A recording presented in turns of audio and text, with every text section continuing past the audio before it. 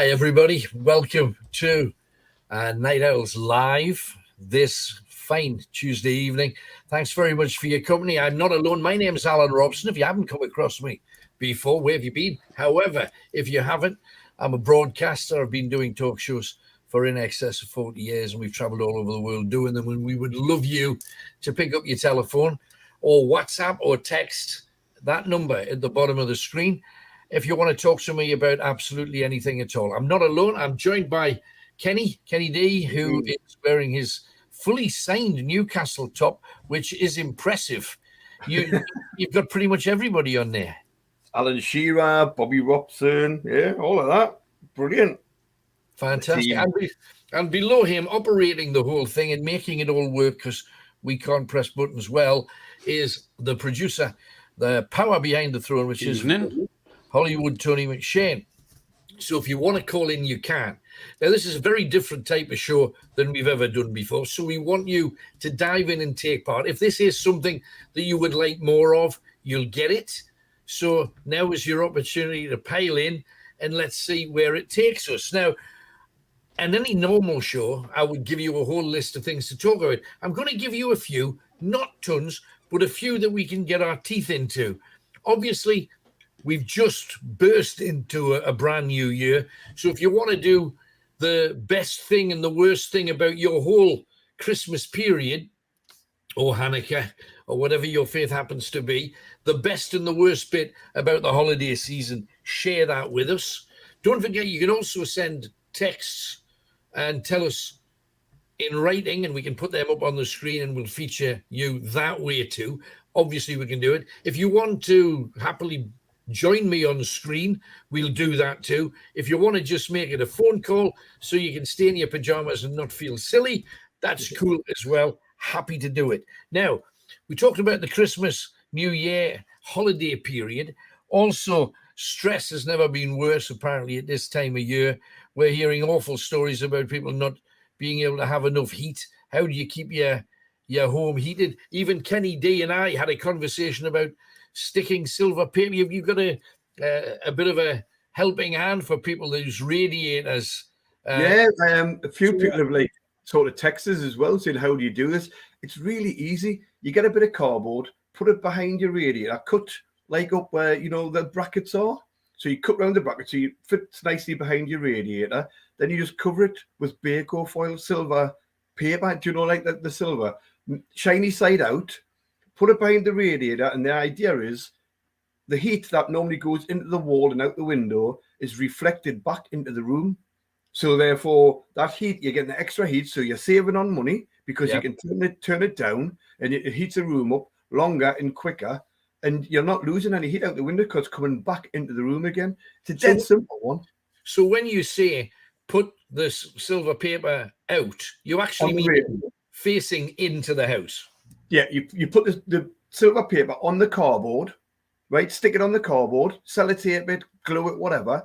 Then you slide the cardboard behind the radiator with the cut-out bits that slide straight over the thingies and leave it there. I mean, it's got to be slightly, like the same size as the radiator, which is easy to do with cardboard. And because that heat then has got nowhere to go, it hits the foil, then it's directed back into the room again. So your room's warmer. You can turn your temperature down. And the heat kept in longer. You're not losing it out through the window, especially if you've got a radiator next to a window and an outer wall. Sure. This is what it does. So and I've spoken to a lot of people that are having to really look carefully at bills and say, well, I'm still in bed, so I don't need to. Now, I don't think there's anything nicer than getting up in a warm house. And it's something that for years most people have taken for granted. But a lot of people now are saying, no. If I'm in bed, I don't need the heating on. I'll wait till I get up and put it on then and then turn it down for an hour, then on for an hour and off for an hour. It is murder. So any little tweak that you've got like that, if you've got any other tips, do join us, get your calls in. Other things we're talking about, Ivanka Trump. Now, I have got some kind of odd obsession watching all of the political habnabs in America. Donald Trump, we know he's going to fall. We're all desperate to see how far. Is he going to end up in prison? Some say yes, some say no. It's fascinating. But Ivanka Trump and her husband, a man called Jared Kushner. I don't know how up you are on the whole American thing.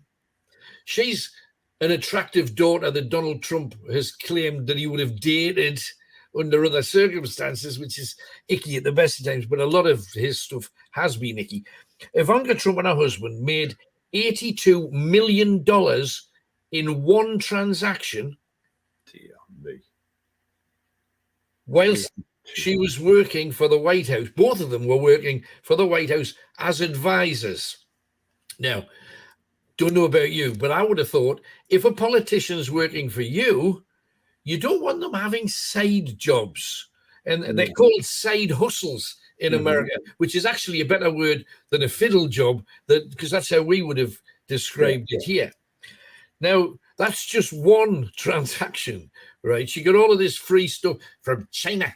And so it just made me think, have you got a fiddle job? Have you got a side hustle going on? What is it that you do? If you want to send this in quietly without the taxman hearing, just use somebody else's name or use initials, whatever you want. Side hustles. I would think an awful lot of people have got a side hustle going on. Yeah. Now, of course, people in our position, we never would.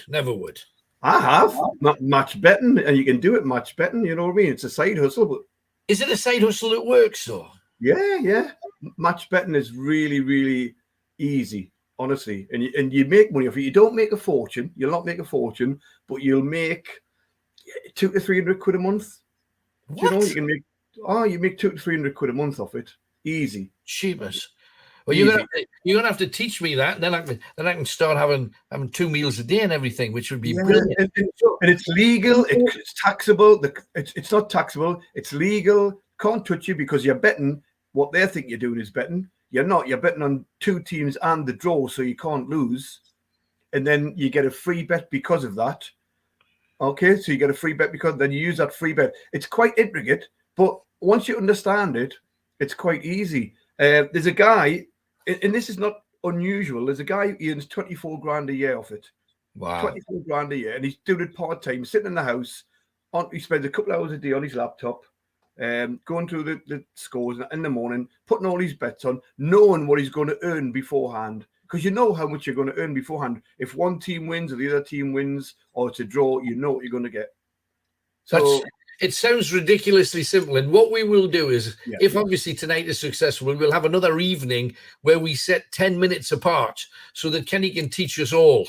Because I think there's an awful lot of people that could absolutely use that side hustle if it is 100%. However, I've obviously got to warn you, be careful with gambling, you do it responsibly, know when to stop and all of those kind of things. Because I know good people that have, and people, I'm not going to name names, but somebody loosely connected to the show was a gambler and did immensely well, left the entertainment business to be a professional gambler.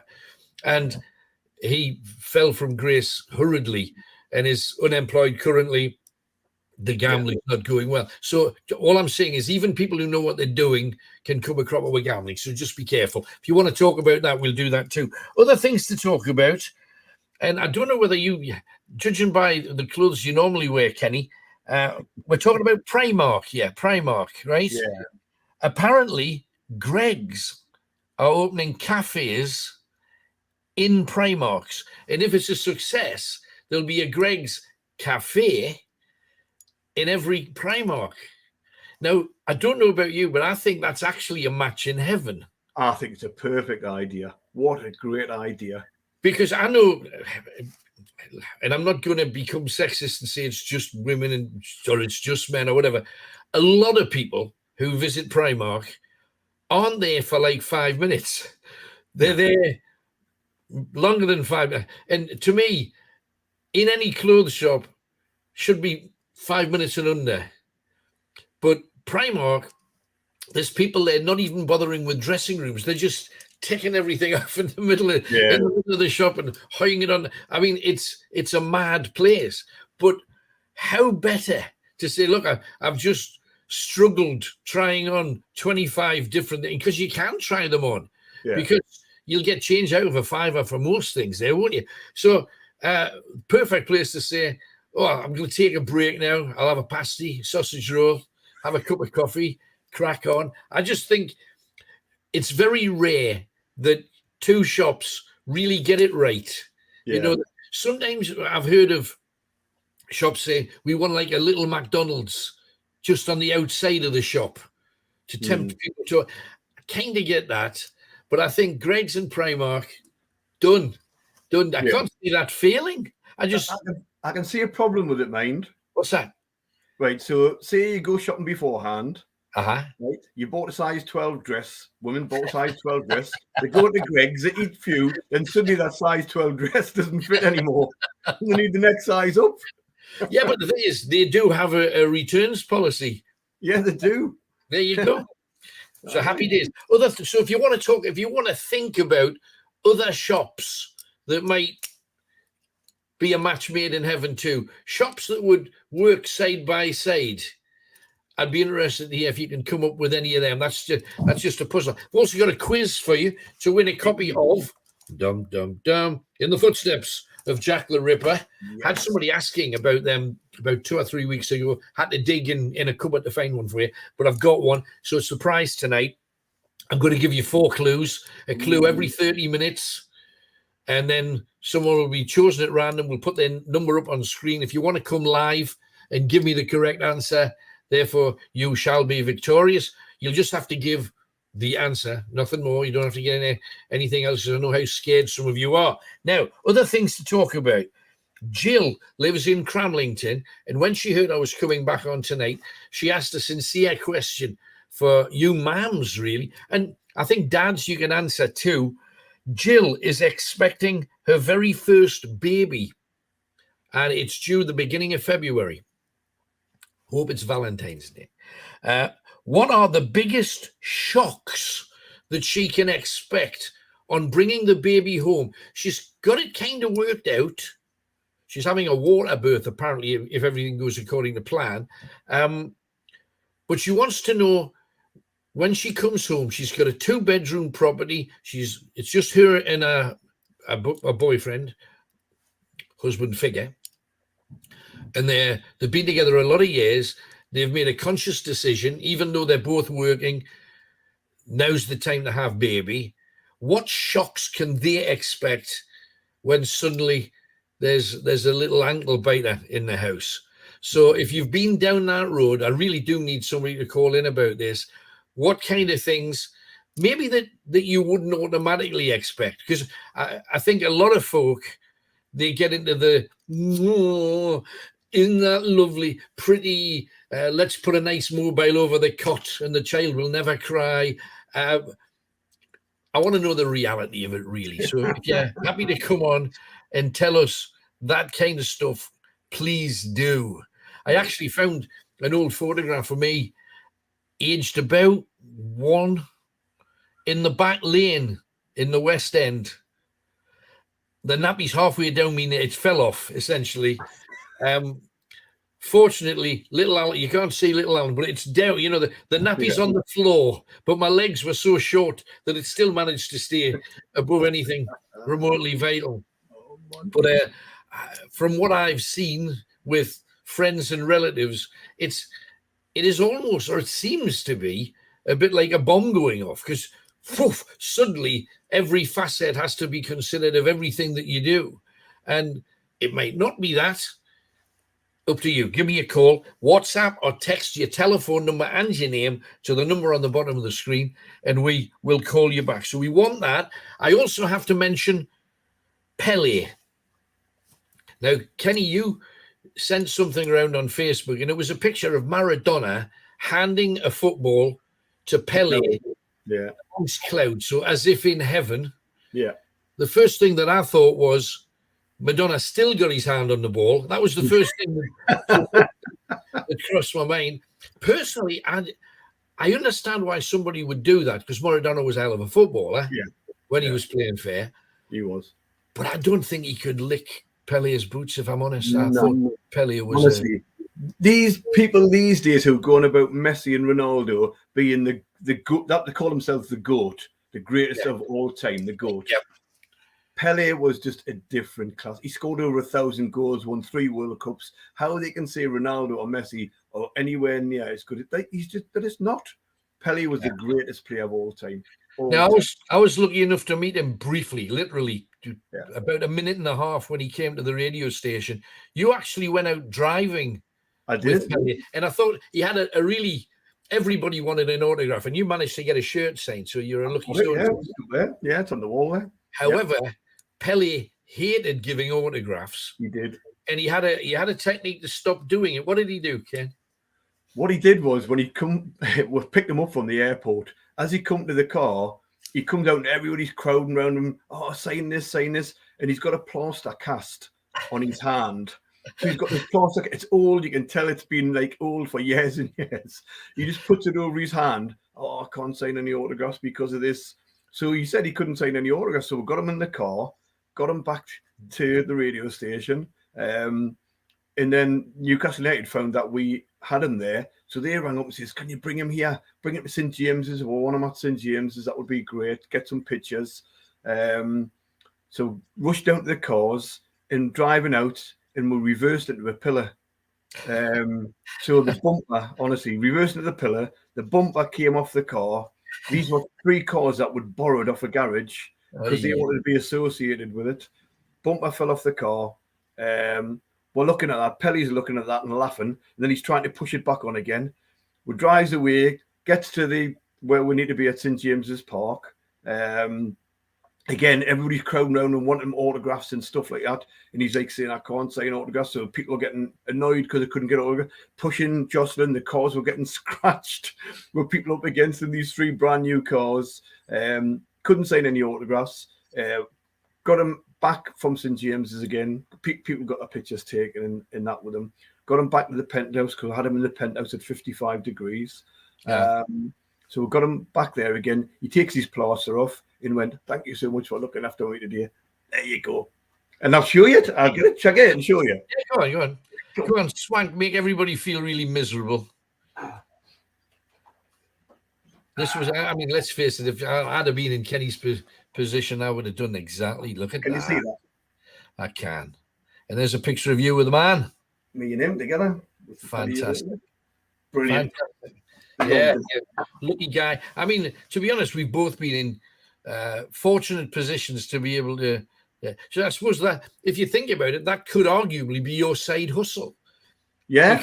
Because you can sell that at some point and make some decent money out of it. Not that I know you ever would. And also, I want to know, when you were mentioning goats, I was thinking, I've called you a goat for the longest time. I was paying you not realizing. So just there. But anyway, the oddest thing you've seen in the place where you live. Now, I'm up in the Scottish borders. Kenny's in Dunstan. What's the oddest thing you've ever seen happen in Dunstan?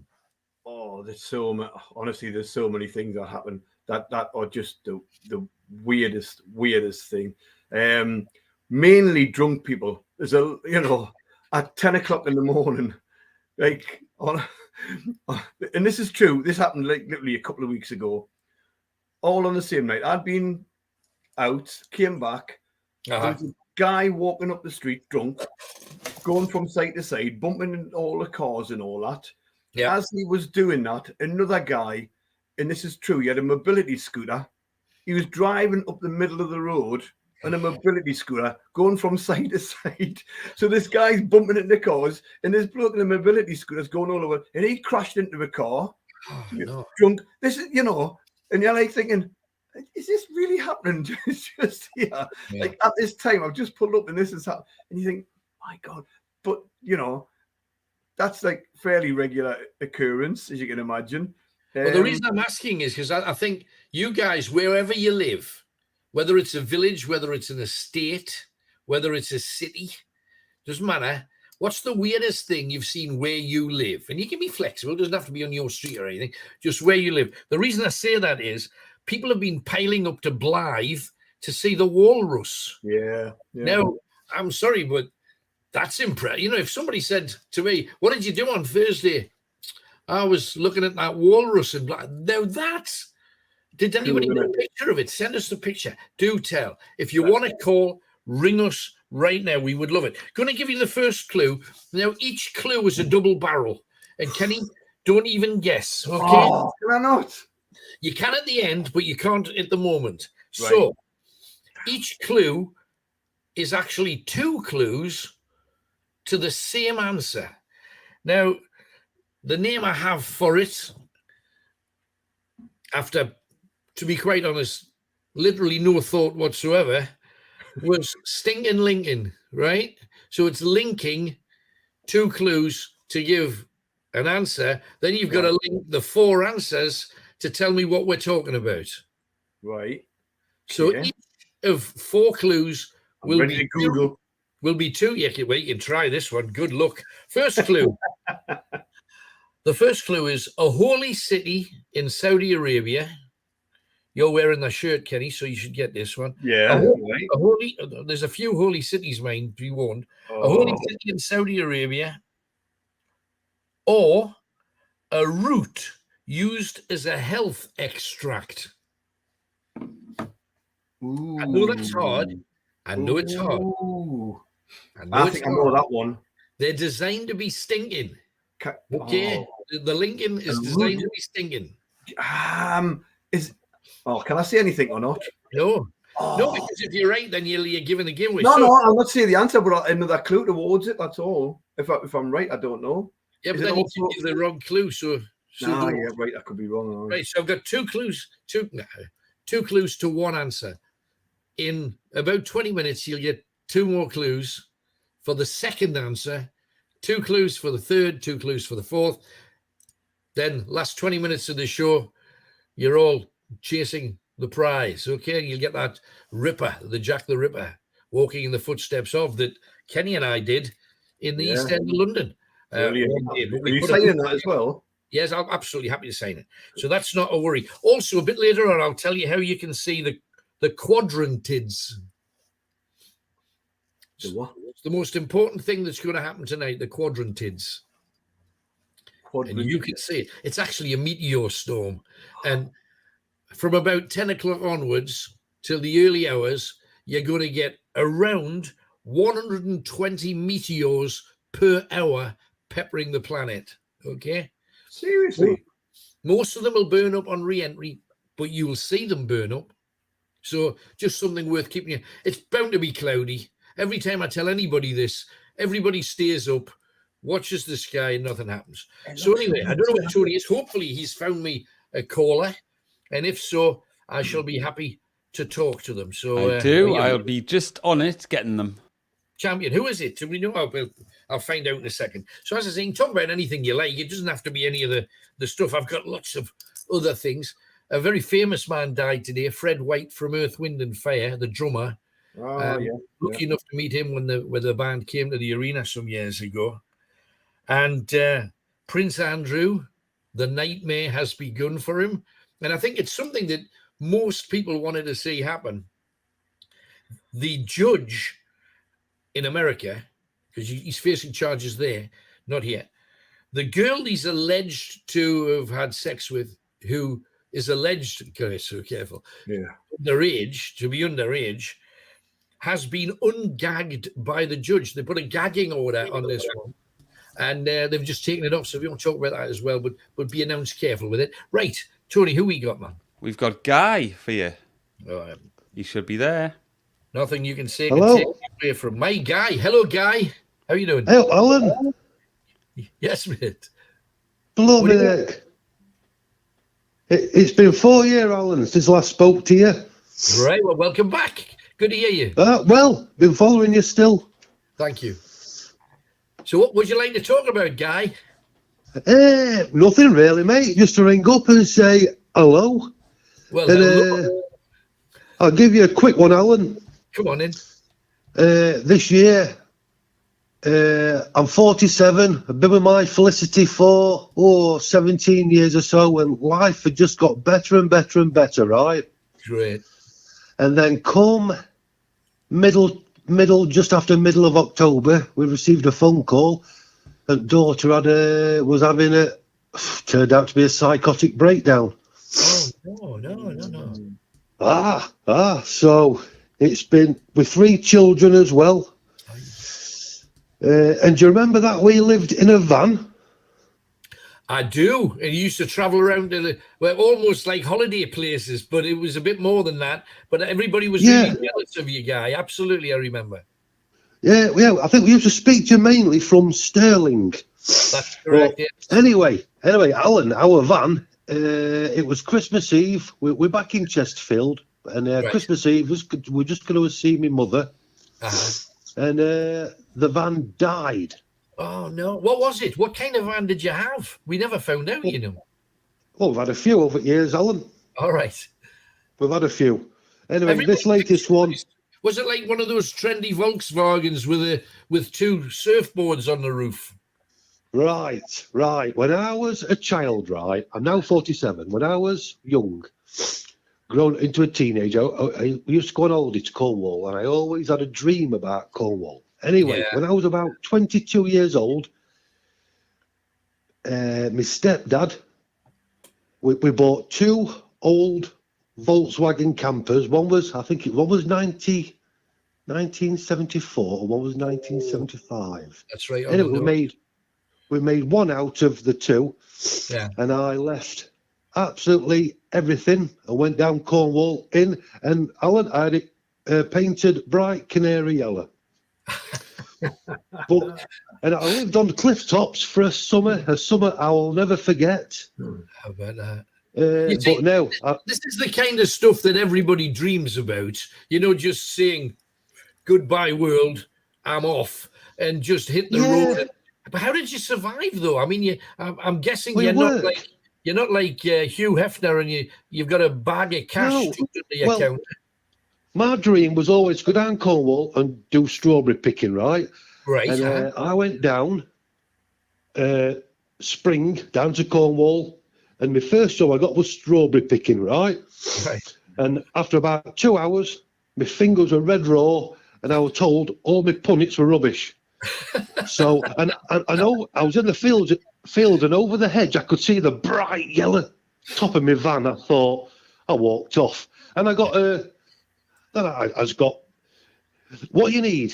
You can go anywhere, but you need address for, say, your vehicle insurance and stuff like that. Right. So I always used my mum's as a care of.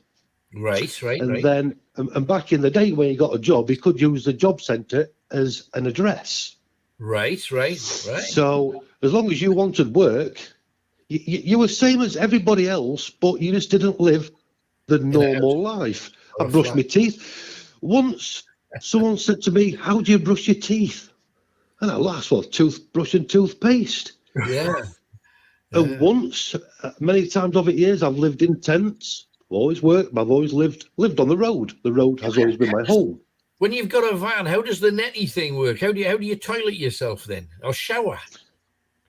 Well, peeing is easy because you have a pee pot. Right. Showers are so random, varied, and crazy. They're amazing. It could be a waterfall. It could be the sea. It could be. You see those solar showers? And even if you've got no sunshine, you just boil the kettle and put it solar shower. You just look after.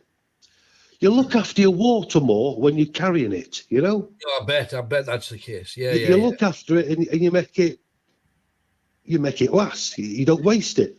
Did you never have anybody hassling you, though? Because there's a van parked up, you, Mrs.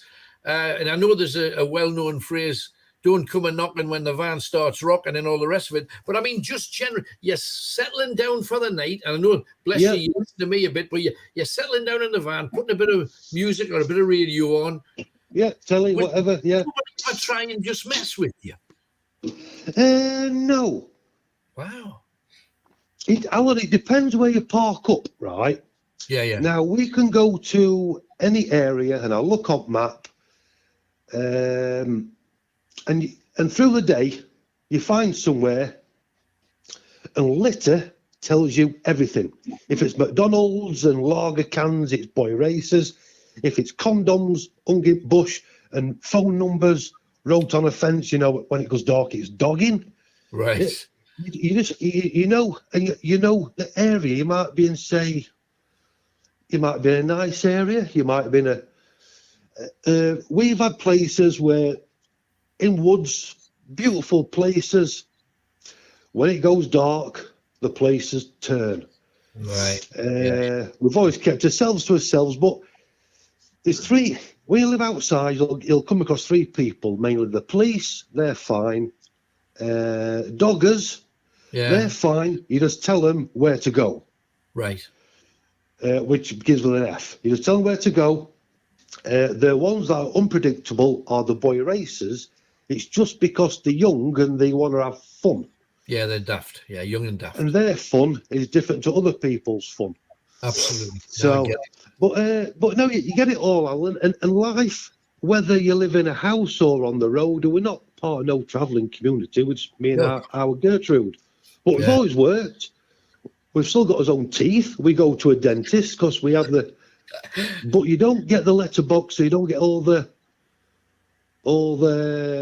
shite of life, I suppose. You don't get all that. But we get.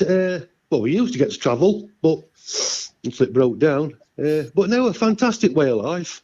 No, we were always so there was two people who contacted us regularly that we were jealous of. One was a guy called Cyril, who he's 1,000 years old and he just heads off over the mountains trekking, and he has a whale of a time.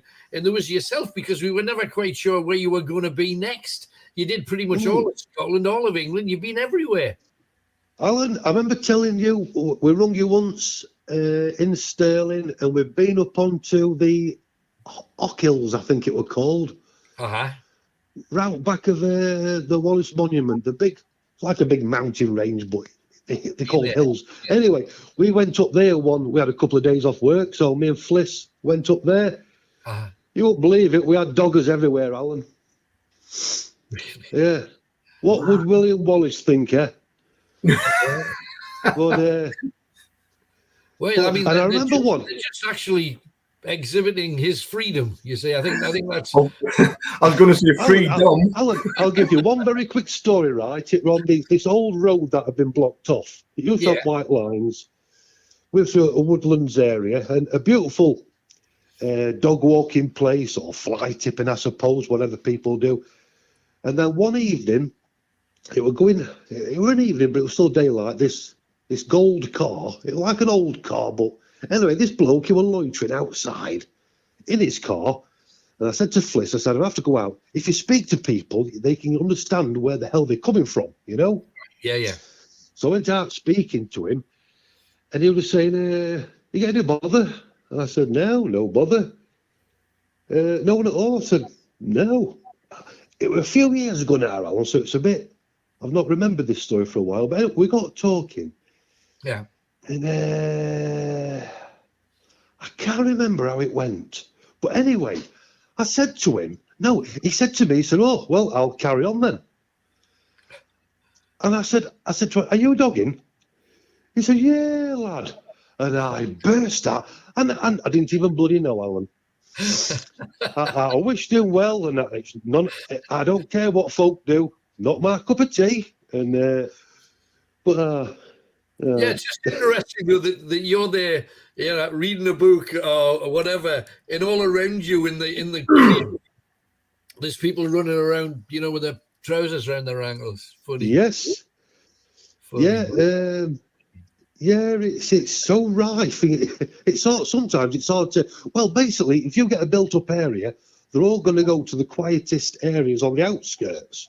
Absolutely, that's where you are. So, where you work. So if me and Fliss got a job in the centre somewhere, we'll try and find somewhere nearby on the outskirts to park up. Yeah. But yeah, when it goes dark, but not everywhere, Alan. We have had some of the best, breathtaking views sometimes, Yeah, you've been really lucky. But hey, Guy, tremendous. And I know you're in Chesterfield at the moment, but thank you very much for bothering to take the time to call. I really appreciate it. Alan, just one quick thing. The last time I spoke to you, I just wanted you to mention my lovely mother, Wendy Bird. Wendy Bird. Hiya, Wendy. Love to you too. Right. Thanks, Guy. Take it easy. Cheers, man. But the funny thing is that we've got Kenny with us as well, because the Wallace Monument almost killed Kenny and I.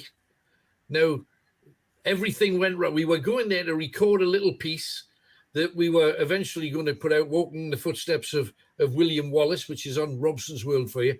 Kenny was regressed to a previous life where he died horribly. We've mentioned that before on the show. Now, nobody tells you about the Wallace Monument. You know it's geet big. Yeah. Understand?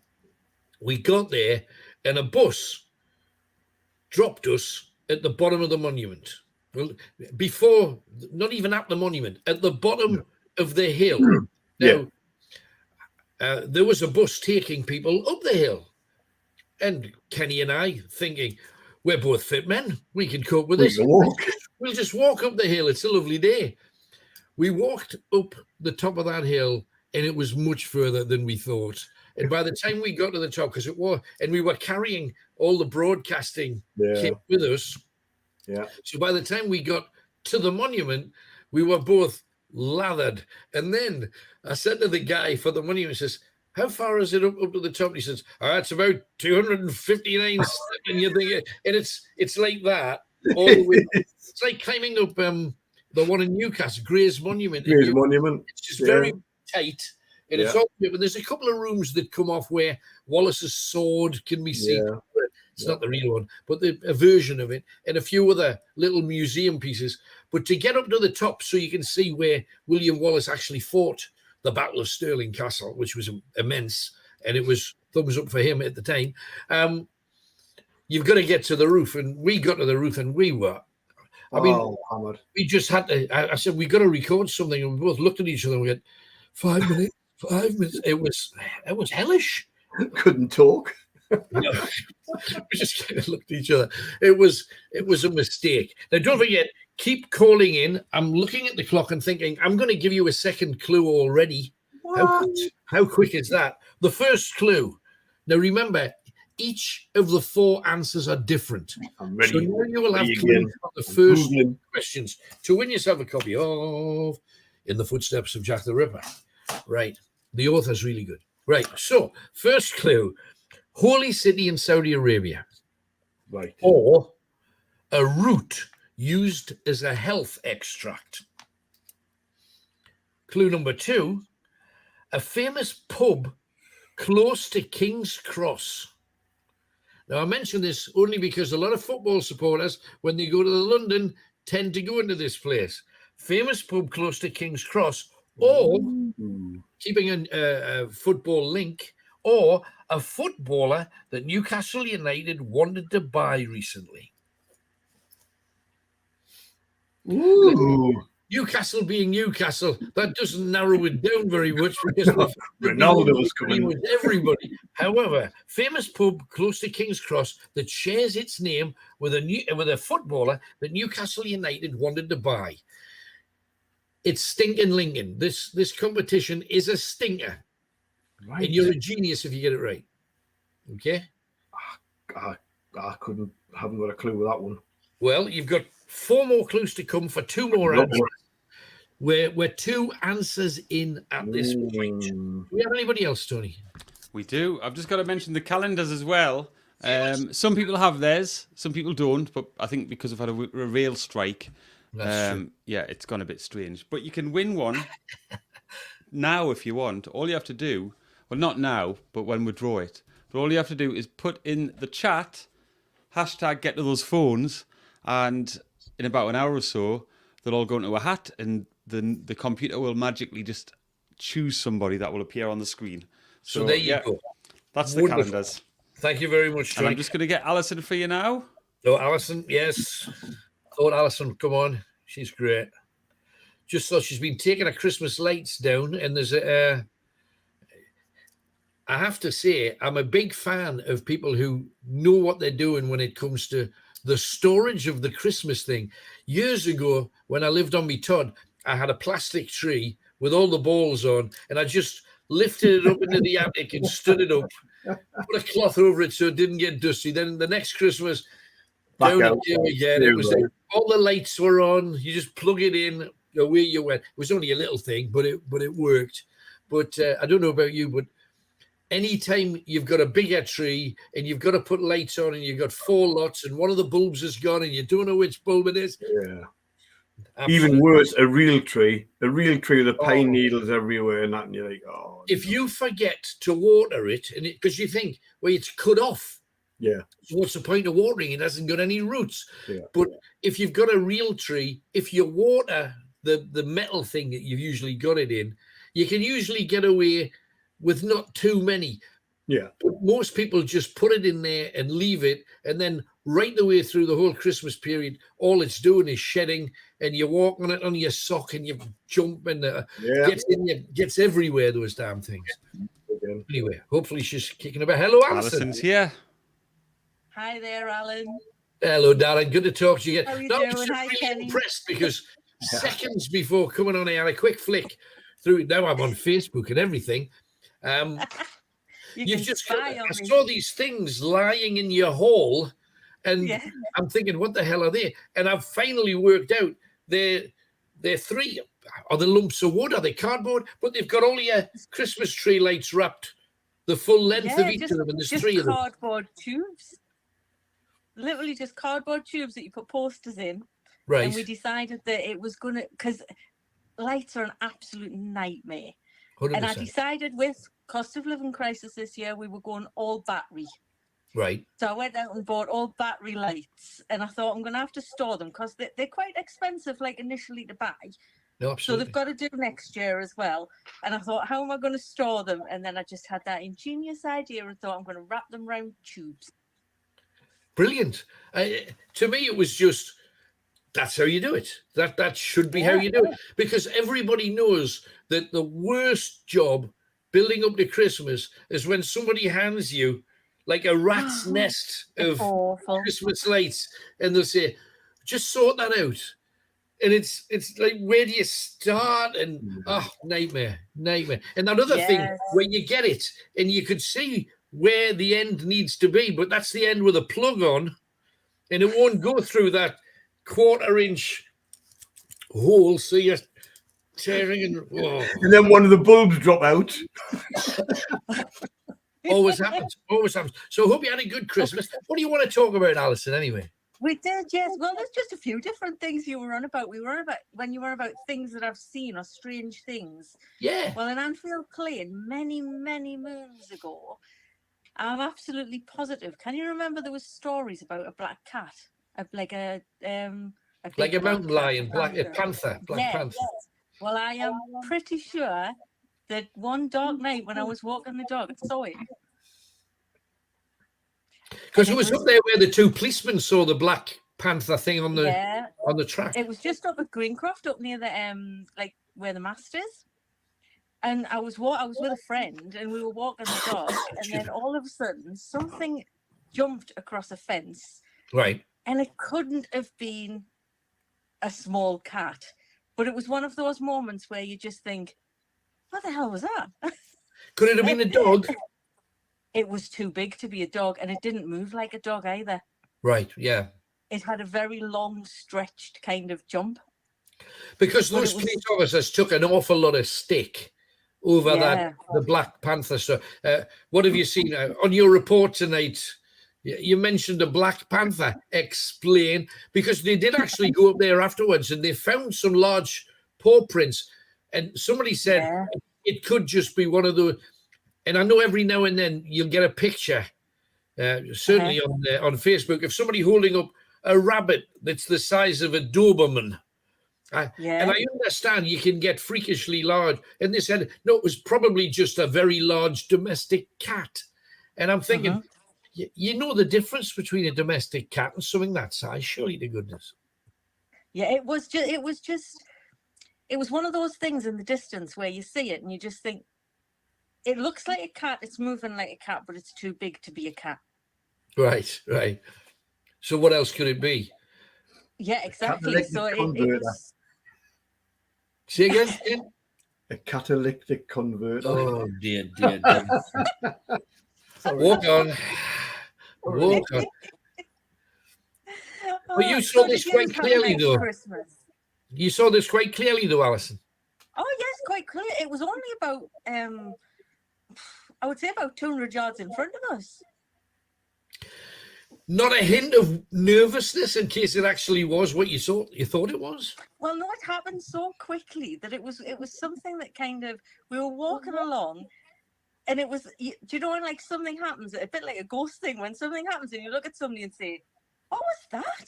Yeah, did that really happen? Yeah, and then you spent the next like 10 minutes saying, it was too big for a cat. It wasn't a dog. It didn't move like a dog. And like we went through everything, like we were even saying, because we get a lot of deers and stuff like that around here. We get loads in the field next to us. But Right. It just didn't move like that, and it was too black. It was too dark. So yeah, but that must have been 25 years ago. Yeah. Yeah, that's because that's roughly the time that we're talking about with those police officers. It was just because it was two police officers who both saw the same thing, it seemed to carry a bit more weight with it. I'm just surprised that you were able to catch a glimpse as well. Were there ever any stories of animals being, like chickens being eaten or sheep being attacked? Because really. What else do they feed on, these critters? I don't know. There was lots of stories of sightings. I know there was lots of people in Anfield Plain and Greencroft area who were saying they saw something but weren't sure what they saw. Gotcha. So, right. Yeah. What else you got then, Alison? You said you had a few things, darling. Well, I was just thinking about Christmas, as I said before. Did you have a nice Christmas first? Yes, absolutely. I know Kenny was working pretty much every day, so I'm not even sure he's had any kind of festivities. But and we're all jealous because he worked every day, because the nature of our kind of beast. But no, it was lovely. We had a nice time at home, just a quiet one. Good. Well, the best thing about my Christmas was my Christmas dinner, because we decided this year that there was only going to be 3 of us for Christmas dinner this year. So I decided to get a takeaway. And we ended up getting a takeaway from the pub. So we had 3 plates and knives and forks to wash after Christmas dinner. That's the best and it was brilliant. That's great. Now, when you said takeaway, I'm thinking, and I love takeaways, don't get me wrong, but I can't think of anything worse on Christmas Day than not having a turkey or a chicken or some beef. It was a full turkey dinner. Oh, well, that's all right. That's fantastic. Oh, that does make everybody else envious, because most people, I always remember something, was it one of my friends said, but you got to remember that a Christmas dinner is a woman's Christmas morning gone. Yeah. That's true. No disrespect. I'm sure some men cooked, but not many of you, I guess. But that was amazing. Lucky you. And it was up to your standard, was it? It was, because there was no pans to wash. We always get our Sunday's dinner from, it's the Robson pub. I'll give them a shout out. Yeah, do it. Robson pub at Burnetfield. Right. And we always get our Sunday's dinner from there. I put a post on Facebook saying that they were going to do Christmas dinners as well.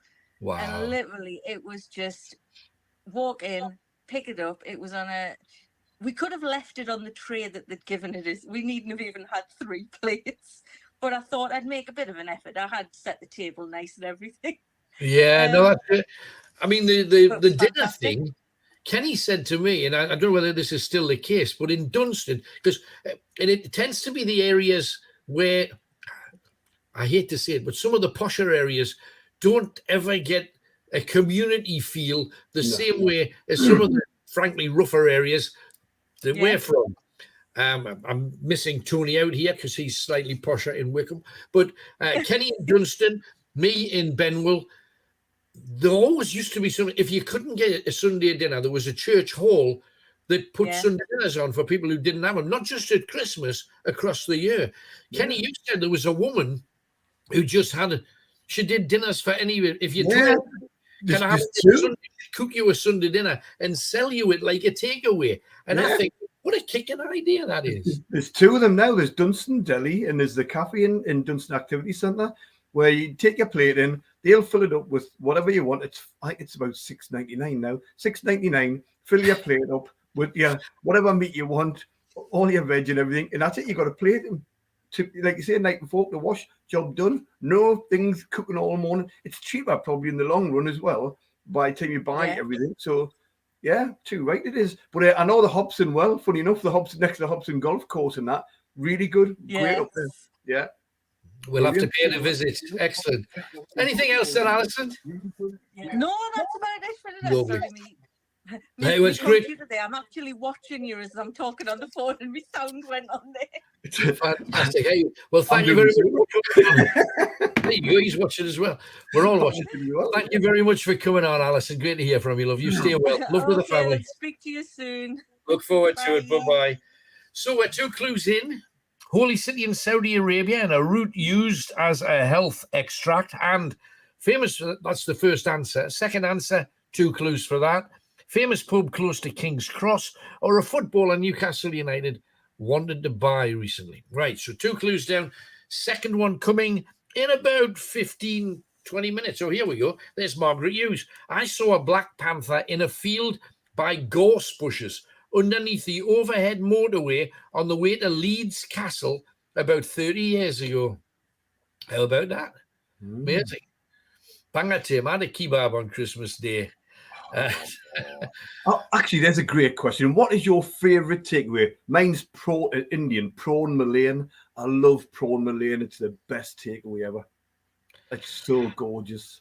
Yeah, I'm a huge fan of if it's takeaway, because I must admit, my wife at the present moment is cooking up a storm with very, very, amazing food. So that's why I'm running so hard every morning, trying to make sure that none of it sticks.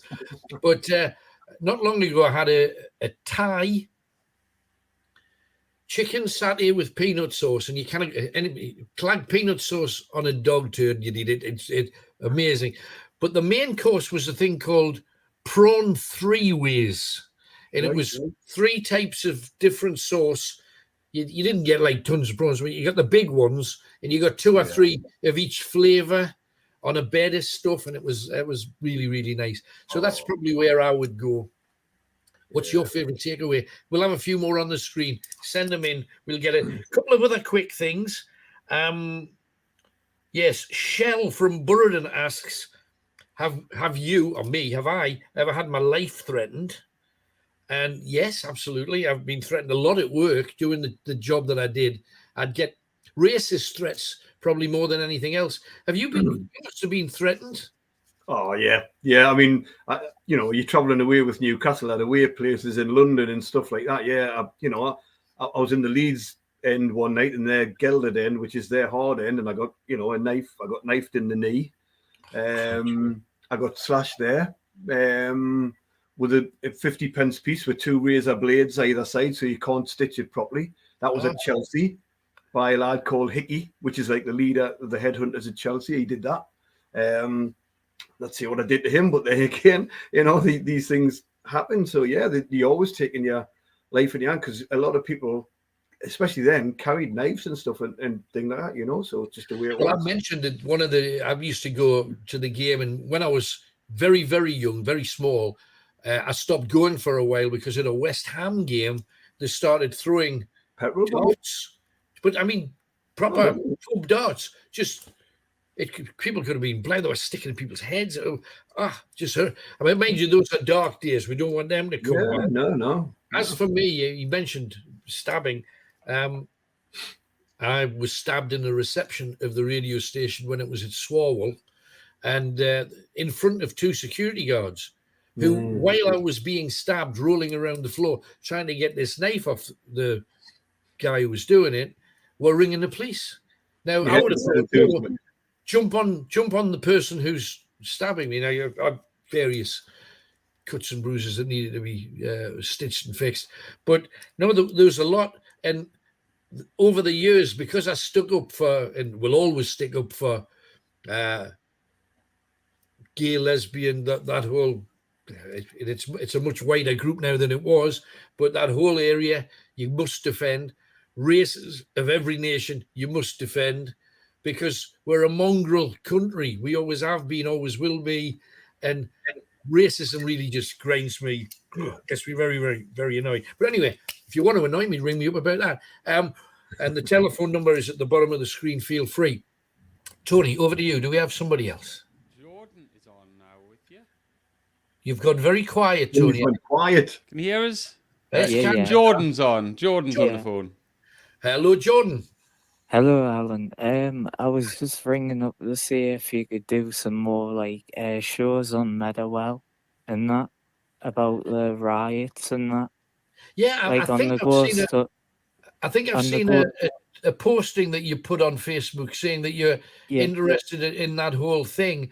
I just think it'll be interesting for people on there because like Right. my granddad was telling us about the way like people used to go on there like rough and that like yeah. like back in the day, and I was just wondering if I could like if you could just do some like research on like how it became so rough and that. Like that sort of thing, and what made them do the It's rap. not really rocket science, Jordan, to be honest. It was an area that had a reputation. The council would put dodgy families in the middle of a street full of really nice people, and it would ruin the street. And when the good people started moving out, what I was on about is more of the car bombings and stuff that happened. It started with a car chase, didn't it? There was like two people killed. They stole in the car what I chasing the wanted police is station. to talk about on the ghost hunting show. Well, the thing is, all I'll say, Jordan, is I'm not sure we'll be able to do it on the ghost hunting thing because none of that has anything at all to do with ghosts. And the people who want the ghosty thing, they're there for the ghosts. No, like I meant like a history. Like if you get a chance, bit. just I understand. Got to find a place on the Meadowell that's got a good ghost story first, though. But I'm not against it at all because I'm very proud of the stuff that we did there. Because once the Meadowell riots were over, it spilled over into Benwell, where I'm from, and they were tipping cars over and putting petrol bombs through people's doors in the West End as a copycat of what they were doing there to try and create some kind of northern anarchy. I know it's like total off topic, but like that's just what he was saying. Like, and I just thought, I might ring Alan up and tell him about it. See if he can do any shows on it. I'll do something about it. I'm not adverse to that, but it probably won't be a ghost one. That's the thing. Yeah. But thanks for coming on and talking about it, Jordan. Appreciate your time, man. All the best for 2023 and that. And I'm loving your shows. Keep the content coming. It's amazing. And I'll always support your channel. Thank you so much. Appreciate you, Jordan. Thanks for coming on. Yeah. That thing with it. Cheers, man. I don't know. Did you do that gig with me when we did the Meadowell? I didn't, but I remember the whole thing when it kicked off, and it was chasing a police car, the police chasing a getaway car kind of thing. Who then smashed it, and they died, and then that was it. The riot started, but then you went down and you did a gig there, didn't you? Afterwards to put people back together again. Well, this was the thing. Now they'd spent a lot of money. And hang on, can you put Cosmic back up, Tony? Just so I can read it. I know the kid's brother who got killed. He was rammed off the road by police. Yeah.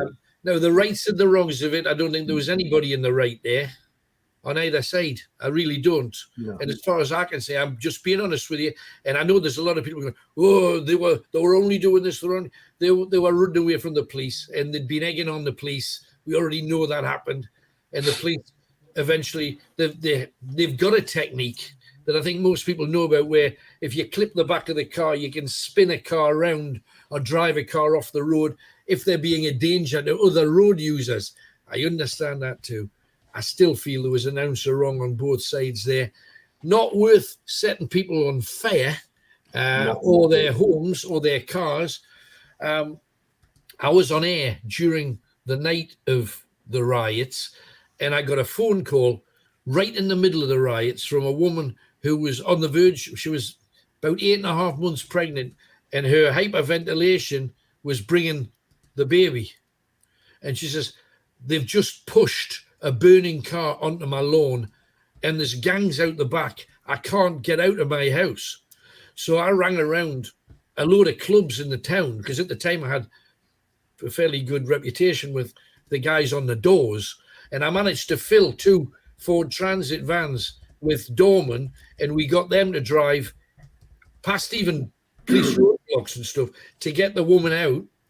And our mother, who was with her at the time, we got her out and we picked another couple of strays and we got them out of there. However, when it was all done and dusted, they spent a fortune on the estate. They rebuilt the community centre that was burnt down and cleared a whole lot of unpleasantness away to make it look nicer.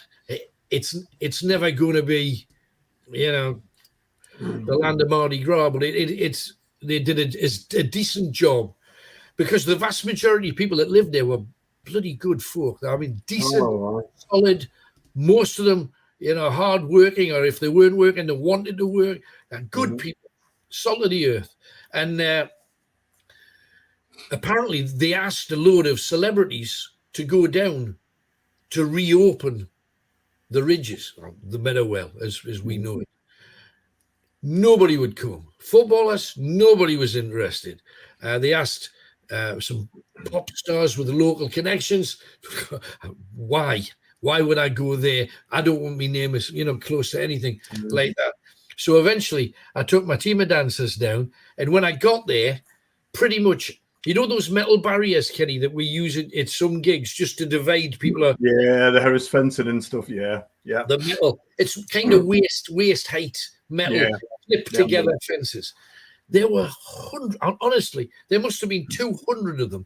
The gap between where the public could be and the stage where I was about 20 feet. Yeah. Now, I'm sorry, but if you're going to, this is business, if you're going to work a crowd, you want to be one with the crowd. You want the crowd right up. You want them right there. Yeah. And I was giving stuff away, and I'm not going to chuck heavy stuff 20 feet through the air and take people down. So when I got there, I said, take down all the barriers. I don't want to see any barrier in front of the stage. And the police were saying, you can't do it, you can't do it, you can't do it. They took them down. We brought the people in. We started having some fun. And halfway through, the community centre was there. On the opposite side, directly opposite the community centre, there's like a bit of a hill. Just a bit of a hill, and then there's houses. But beside one of the fences, there's like a raised bit of ground.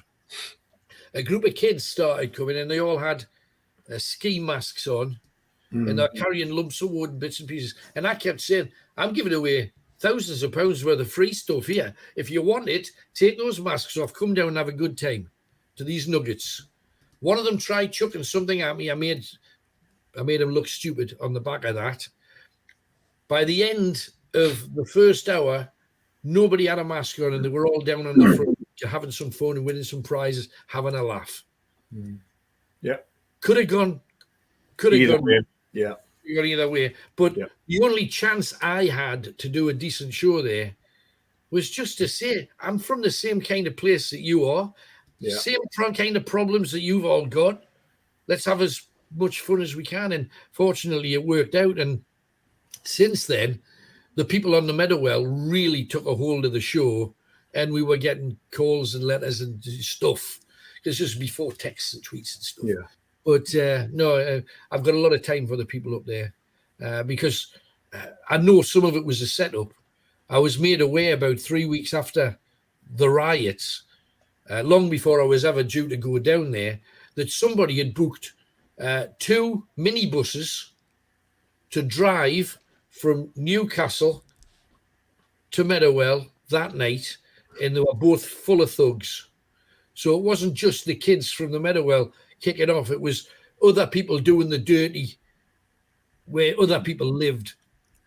I'm not a fan of all of that. It was pre-planned. Those buses had been booked for 3 weeks.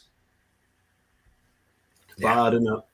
Not good. Fortunately, we've had more sense since. Tony, anybody else, man? Sue. Hello, Sue. Hello. Hello, darling. How are you doing? All. Happy New Year to you too. How's things? Yeah. Very well, very good at the moment. Great. I phoned to tell you about my operation. Oh, what's happening? I think you'll cringe. Tell me everything. Well, I had my hip replacement in September. Did you say you were one for the dog? Pardon? Did you save the old one for the dog? No, no. But I went in on the day of when the Queen died, 8th of September. Right. And I was really, really brave. I had a spinal block, which makes you go numb from the waist down. Right. And had a wife I like didn't that. have any sedation. Yeah, Right. I didn't have any sedation. I was really, really brave. And I was just lying talking to the anaesthetist who was at my head end. Right. And the surgeon actually said, can you two be quiet because you're putting me off? And then I heard him say, oh, God, we've got a bleed here, a bad bleed. If we don't, if we don't get the bleed stopped, we're going to have to abort. I thought, oh, no, please don't, please don't. Anyway, I'm stunned you were awake for it, Sue. I'm stunned that they kept you awake while they take you. You can have sedation, but I choose not to. Jeepers. And you can't feel anything. You can hear things, but you can't hear anything. You can't feel anything. Sorry. Right. Oh God, I was really good. And anyway, at the end of the operation, I said to the surgeon, "Can I see a piece of my bone?" And he brought the ball joint to us in a little tub. And he said, "Look at that, how jagged it is." He said, "That's why you've been in so much pain." You know. So anyway, I went down to recovery, and I was fine, and I started phoning people to say, "Look, I've had the operation, I've come out," and then all of a sudden I started sweating. The sweat was pouring off us, and they tested my blood sugars. They were fine. Don't know what it was. They got us down to the ward, and I was still sweating. And they did my blood sugars again. No, they were fine. I had some toast and a cup of tea, and then because it was like late on, and they got us sorted. And oh God, I had to use the bedpan, which I used it twice, I think. The first time that was okay. The second time, she came to do it, and I couldn't get. I had no strength whatsoever. Right. I said, "Look," I said. She said, I don't know if you're on it. I said, "I don't think I am, and I don't care. So are we on the bed? Are we on the bed?" I said, "Because I've got no strength." Anyway, that happened. So now that you've had it done, though, Sue, are you now skateboarding and doing all that kind of stuff? Bungee jumping? You've got to. It takes about 8 to 12 months to fully heal. Oh, blimey! So I'm still using 2 sticks. At least I've come out of the wheelchair, though, which is a blessing. That's great. Good. Well done. Sometimes I use the just the 1 stick, which is on the left one. But if I try and walk without any sticks, I've got a limp. So I'm left with a limp, which is devastating. No, but that's just for now. But by the time you fully heal, you'll be better. The limp will go. I'm sure that'll be the case. You have to. It's no point in rushing things and saying, right, I can do this. You've got to take the time, otherwise you mess the whole operation up, don't you? You know. Absolutely right. I agree. I've just got to take my time. But I ended up stopping in because I should have been out on the Friday. And they took us. The physios took us to do. Once you can do stairs, you can go home. Right. Well, they took us out to do that. Well, I came back in the ward after, and the doctor was there, and she turned around, she looked at us, she said, "Get her on her feet, she's going to pass out." I was pale, and it turns out, because I lost a lot of blood, I'm now anemic. Oh, so, yeah. Is that fixable, anemia? Yeah, I'm on iron tablets, and it takes a few months for the iron levels to rate themselves. So I've got to be on them until March. Gotcha. You know? Right. Hey, well, congratulations anyway. I know one of my grandparents had a new hip, and she had problems like yourself. She had a limp for a while, but she said it was one of the better things that she had done to her in her life, because she got all her independence back, and she was mistake and everything later on. So good luck. Definitely. I mean, definitely. I'll be glad when the limp has gone. Yeah. Put it that way. But yeah, I can now go into shops without my husband saying, no, I'm not pushing you in the wheelchair to the sales. You know. Right. You've only got one hand to grab them with, though. That's the thing. Pardon? You've only got one hand to grab the goodies with, though. That's the thing. Yeah, that's true. Yeah. No worries. Well, it's been lovely hearing from you, Sue. Thank you so much for getting back to us. Good to hear from you. Thanks, Stella. Bye-bye. So there is Sue. Oh, blame me. I'm looking at the clock. 5 minutes. You get your third batch of clues. We're rocking at you. Don't forget 2 clues down already. I'll repeat all 3.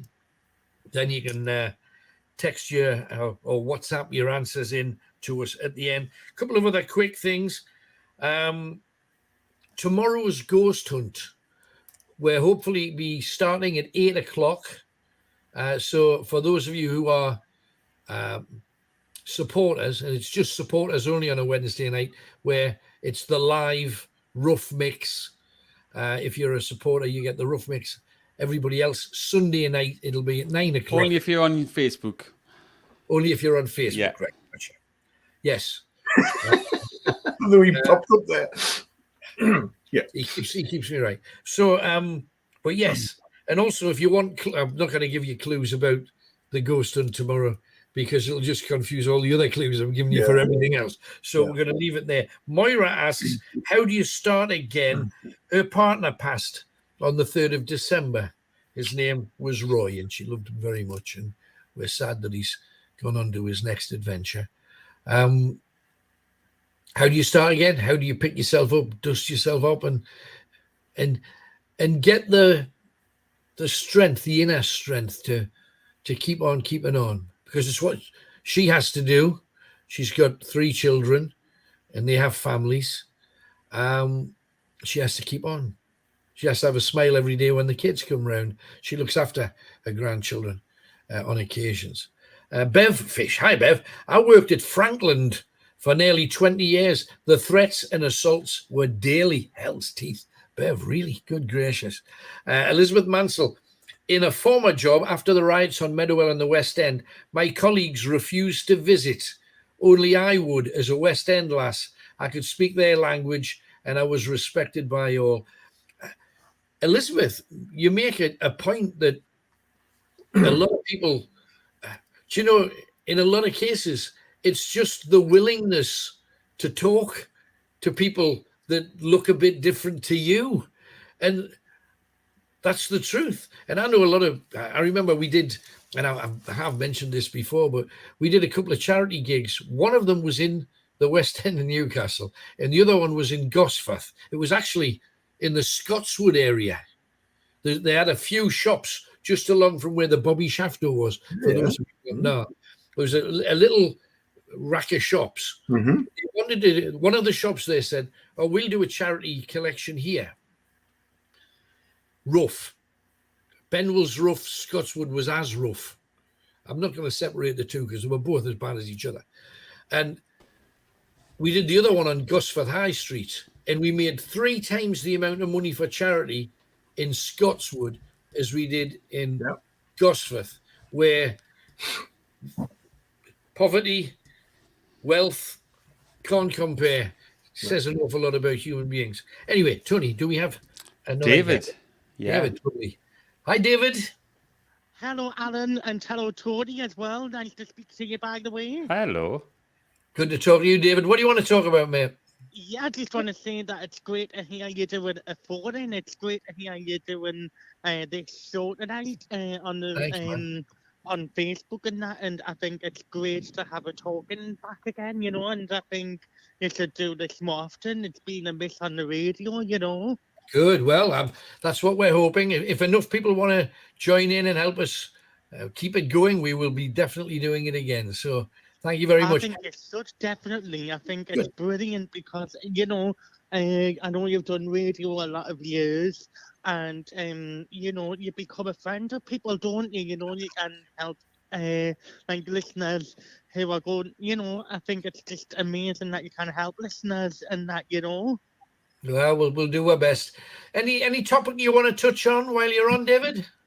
Just wanted to see what your opinion is on like radio going networked and that. I wanted to ask your opinion, what you think of radio going networked as well. Well, yeah, I will try not to swear. No, I mean the reality is, first things first. There was always, whenever you do any job, there is your time at that job. Yeah. I was in a job much longer than pretty much anybody else doing this. Well, more than anybody else that had done the job that I did. So I was very blessed, very fortunate. When your life changes, embrace the change, go on and do new things. So it's given me the chance to do a lot of very cool things. On robsonsworld.com, the website, it's really took off lately since I've started putting on a lot of the great shows that we've done, many that nobody's ever heard before, and people are loving them. And I'm loving the fact that that's the case. I've got a new reason to be, which is important for me especially. But the networking thing, personally, I'm a huge fan that Northern people should have a Northern voice. Scottish people should have a Scottish voice. People in the Northwest should have a Northwestern voice. And definitely they should have somebody that knows the patch, because if you know the area and you know the region, you can help people solve the problems they have in those regions because you know it. And definitely. Radio in general has chosen not to take that route. They've gone the let's save money route by, instead of having 50 radio stations, we'll just have one and everybody can take it or leave it, which is how it is. If that's their choice, good luck to them. We're doing some cool stuff of our own and happy to be doing so. So that's where it is, man. You're doing amazing. You really are in the team. And, I'm a friend of someone that you're very good friends with, Gaina Marshall as well. I know Gaina Marshall pretty well as well. Yeah, she puts herself about. I know someone wanted me to say hello to you, Thomas. Well, that's good. And you know good people, David, and I'm glad that you've called in. Thanks for coming on, man. All the best. Say something else, a couple of other things, if that's all right. Yes, of course. Sure. Yeah, I was also going to ask what is my dad was telling us the other day about ambulances now. When ambulances are like in a hurry and an emergency, you're not allowed to stop at traffic lights for them now. What's your opinion on that? If you or I were lying on a road somewhere close to death, you'd want those people to get to you as swiftly as they possibly could, being as careful as they can. And I've watched ambulances wheedle their way through traffic where people aren't even looking, and they are still very, very careful. I would trust, and I know sometimes things can go very badly wrong, but I would trust a driver to use his own discretion, especially if he's got his lights, his hazards on, his blues and twos. That's my opinion. What was the other thing then, David? Yeah, I wanted to also ask you, I know you do grizzly tales and also ghost hunts and things like that. I was going to ask if you would be able to come to Luke's Lane sometime. Well, if you remember, we came to Luke's Lane and we did a radio show from Luke's Lane. Tony, I think it was you and I. Sometime, do you think? Yeah, so I think if we can find the right haunted place, definitely. We can definitely do that. That would be great. Lovely. Would be great. Thank you. Thank you, man. Thanks for coming on. There you go. That was very nice. Keep up the good work. I'll do my best. Thank you, man. Right, time for the third batch of clues that could win you a copy of said book, In the Footsteps of Jack the Ripper. Clue number 1. 2 clues, 1 answer. The same answer for both questions. Holy city in Saudi Arabia, or a root. I'm ready. Used as a health extract. Second clue. He's ready. Whoever I'm going to talk to is ready. You just heard him there. Second clue. Famous pub close to King's Cross, or a footballer Newcastle United wanted to buy. Clue 3. Anagram of the name given to your naughtier area. An anagram of the name given to your naughtier area, that whole patch. And the other clue to that is a new parking solution. A new parking solution. Now, you might think these clues are hellish. They are. That's why I've called it Stinking Lincoln. It's stinking. But if you get one answer right, all the rest could tumble. Okay? So that's 3 answers down you should have, or have a go at. You get the 4th one to come, and then let's see if anybody can win this. If you don't win it, I'll keep it. Happy. But because somebody's going to win one of our calendars too. And don't forget, if you want one of them, make sure that he was waiting. He was waiting. What are you going to do is hashtag get to those folks. Got to put that in the chat now. And then if you put that in, everyone's in with a chance. We'll draw it soon. Okay, so that's cool. I heard somebody's waiting, Tony, so let's go. No, that was Kenny saying I'm ready. He was waiting for your clues. Yeah, that was me ready. Right. The other thing that somebody's asked me to talk about is technology from the 70s and 80s. And I'm quite happy to talk about this because I watched Cracker recently. Now, that's technically 90s Cracker. Mm-hmm.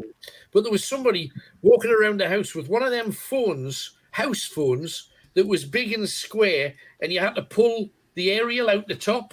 And if you pull the aerial out the top, it was said you were able to walk anywhere in your house and make a phone call, which wasn't true. You still had to be... No, it didn't work. And I was just thinking, back in the day, how did we exist without a mobile phone? I remember the first telephone that we got, and it was put in the middle of the kitchen table, and if you made a call, everybody in the living room heard everything you said to whoever it was you were talking to. So if you were talking to a girlfriend or a boyfriend, depending, it was I love you. Say it. Well, bye. I mean, my mom's here. Say it. I'm not hanging up. Oh. So it was all that. Yeah.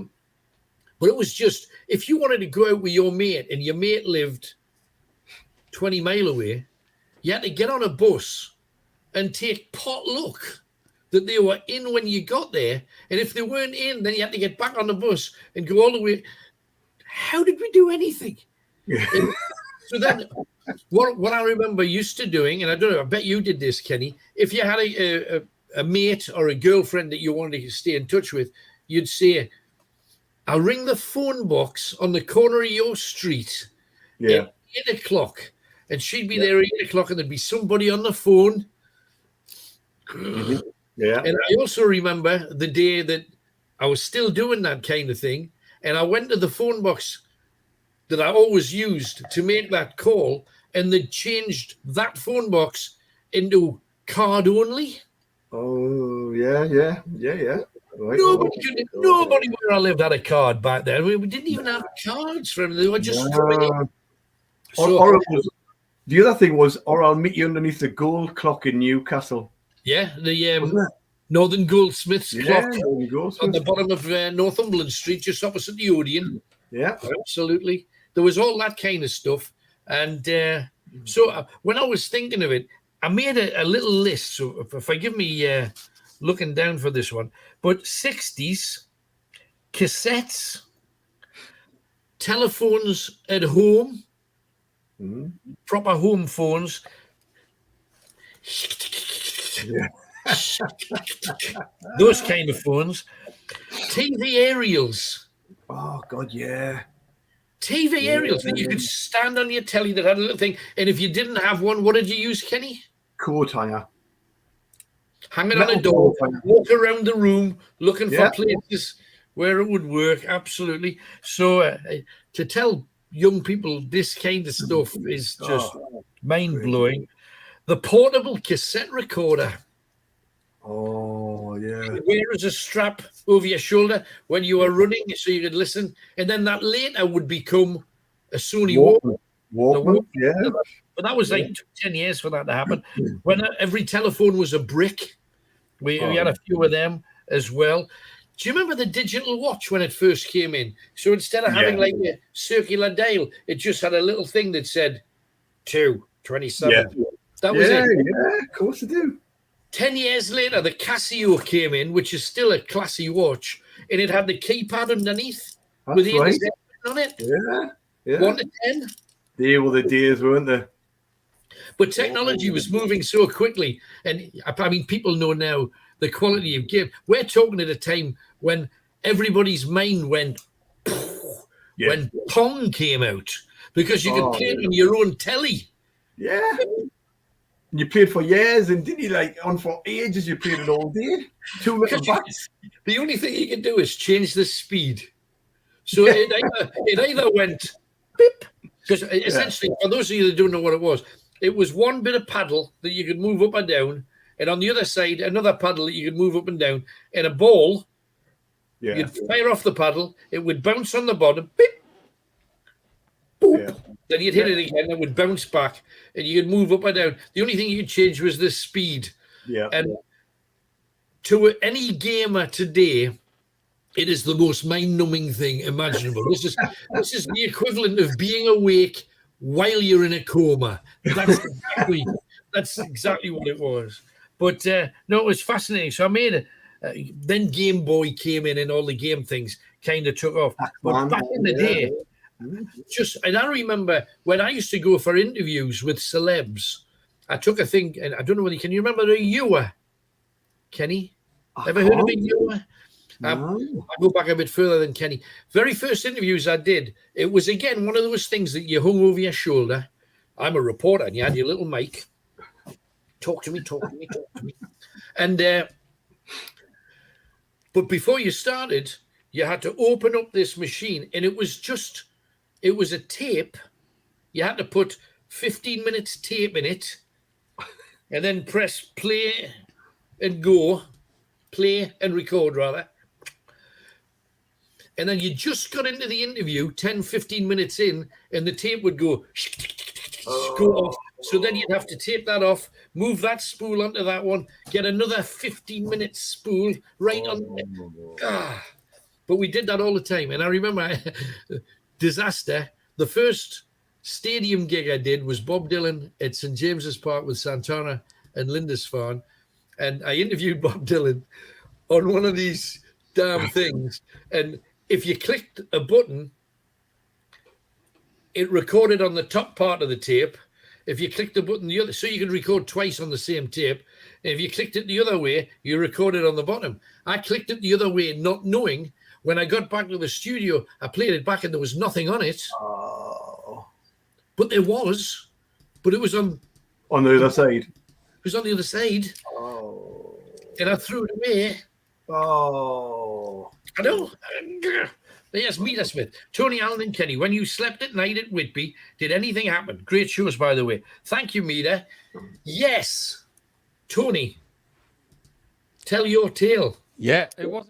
When I was sleeping, I had two. When I was at the top of the 199 stairs after you had gone home, it was pitch black, and I just done the drone. The day after, incidentally. The day after. At the night time, we'll tell you about that in a second, because we've got a photograph to show you. Yeah. Right. And basically, I heard this woman say, "Be careful down the steps," or something like that, and turned around and there was nothing there. I just saw a white flash at the side of my head, and that was it. It was very freaky. Very freaky. I was just talking about mine, and then we'll go around. You had nothing while you were abed that night, Tony? I had something which looked like a shadow outside the window when I looked down, like someone like lurking in an alleyway. Right. But yeah, that was quite freaky. While I was abed, and I must admit, I was wrecked. I was really tired that first day. And when you're walking and there's hailstones the size of golf balls smacking you, they felt like they were cutting through you because it was so cold. And I must also apologise. For some unknown reason, I used female parlance when talking about Bram Stoker. Bram Stoker's a big Irishman with a beard, right? However, for some reason, I said, "Oh, her ghost is here on this bench." And I know the reason I did it, because there is a ghost of a woman in Victorian dress with a black hat with a black flower tied under her chin in a long black, and it looks like a velvet gown, who sits on Bram Stoker's bench. And Bram Stoker's figure has also been seen there. I put the two together, and I was talking about Bram Stoker, and I says, and you can see her sitting on the bench. And everyone went, I thought he was a bloke. Still a bloke. Who knows in these days? Right. However, the night time, I did wake up in the middle of the night, and you do at a certain age for a wee. But while I was awake, I thought the television was on in the room. And I thought, oh, when I've got up, I've maybe clicked the remote control and the telly's come on. And when I went back in, there was no telly on. But it looked, whether somebody shone a torch up at the window, I was high up.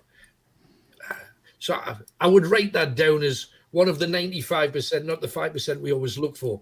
But Kenny was white as a sheet. And all the way driving Kenny back, he was white as a sheet too.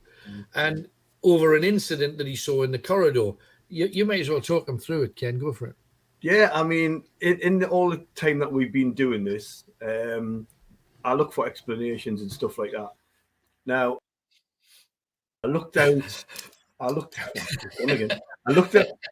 went in your room, I looked to me right, and I saw this man with a robe on, like a dressing gown, with his clothes underneath, slippers, his hair slicked back and stuff, looking forward.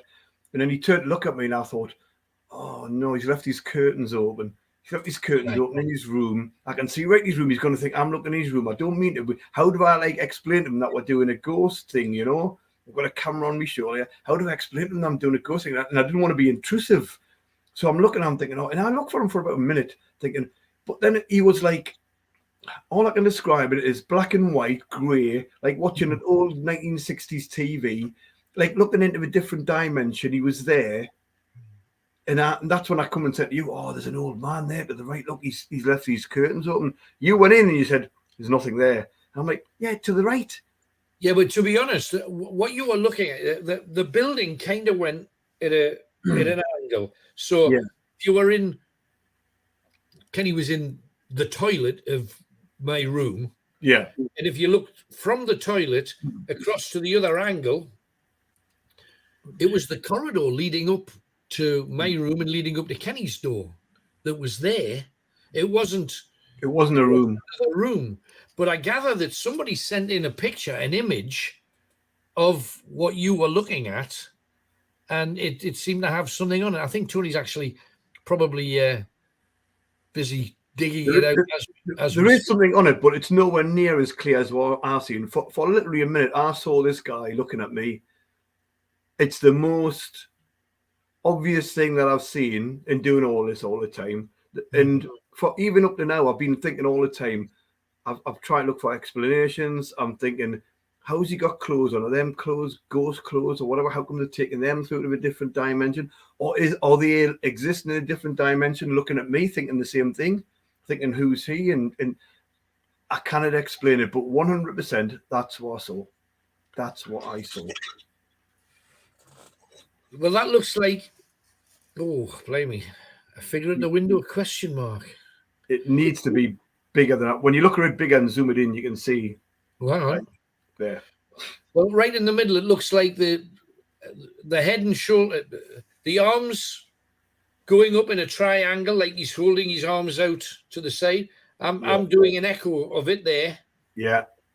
Sitting in a chair like that. But looking at that way. And that was the way he was looking, though, Kenny. 100%, that was it, yeah. And I cannot I always look for explanations. I cannot find an explanation for this. I saw him, I could describe him from head to foot. He had slippers on as well, everything. I just saw and looked at him, and it's the most obvious thing that I've seen, that something else exists out there. Now, I was swift, because as soon as Kenny just stopped talking, which, I mean, you might think is a good thing, but he stopped talking. And it was unlike Kenny at that time, because we were saying, can you see anything? We had the odd bit of noise here. We had a few little tweaks here and there. But the juice was, Kenny's face he was white as a sheet. And he says, look, there he is. He's just and I come running around, and I couldn't see it. I could not see. I could see the corridor, and I could see it as clearly as I'm looking at the camera that I'm talking to you guys on. there, clear, focused, sharp. For a while, Kenny, you were going, but he's there. Look, you were still seeing him when I wasn't. It's not like, and people might say, oh, tiredness, did you imagine it, this, that, and the other. I didn't imagine it. I 100% saw that. I would swear, I'd put my house on it. Yeah, put my house on it. I 100% saw that. I saw it, and it was there, and I still can't explain what that was. So it's made us more, do you know, like more, I want to know more. I want to know more how that happened. Yeah. That's the fascinating thing. We know that there's more out there that we're yet to understand. But if I'd have seen that picture without hearing your story behind it, I would have gone, that's no, it's a reaction this or that. Of course. And what, right from the beginning, all we've ever done really is try and find that 5% of things that nobody can explain. That's what we've chosen to kind of go looking for. Third, in fact, fourth and final clue time. Did you find out about the poker chip? I want to give you. Oh, yes, we'll talk about that in a second. Thanks for reminding us, because it's there. Yeah. Each 2 clues have an answer. Then you've got 4 words that all have something to do with each other. What is it that we're looking for? What is our stinking link? Okay, stinking linking. Clue 1: a holy city in Saudi Arabia, or a root used as a health extract. Now, if you find a holy city, look up to see if there's a root that matches it. Okay. And remember, the name of the city that you're thinking of has another way of being spelled the real way. Second clue: famous pub close to King's Cross, or a footballer Newcastle United wanted to buy recently. Third clue: an anagram of the area that covers your private parts, or a new parking solution. And the fourth clue is old Russian leader, or the son of a famous pop star. I've made this really hard on purpose because whenever we do the soft and gentle, easy ones, you get it. Now, I can tell you the surname of the pop star, if you like. Go on. Gallagher. Right.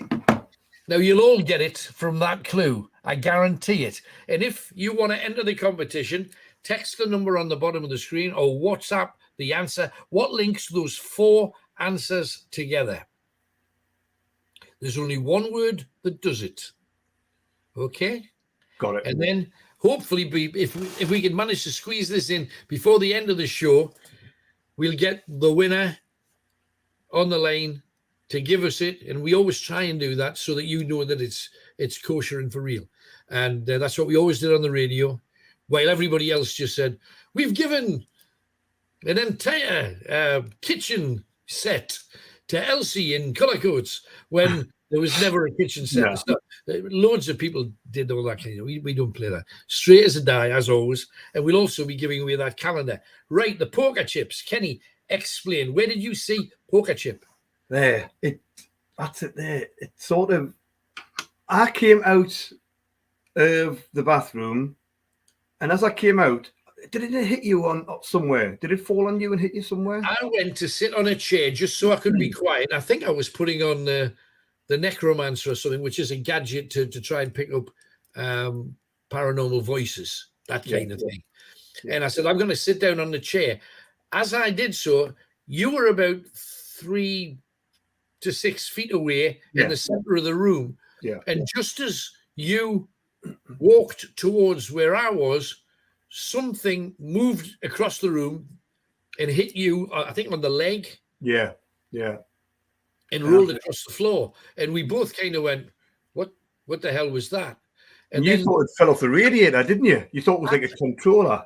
Because it looks like on the side of a radiator, they turn the heat up and down. That's what I thought it was. And then when I picked it up, it's got clubs and hearts and diamonds and what have you on it. So both sides.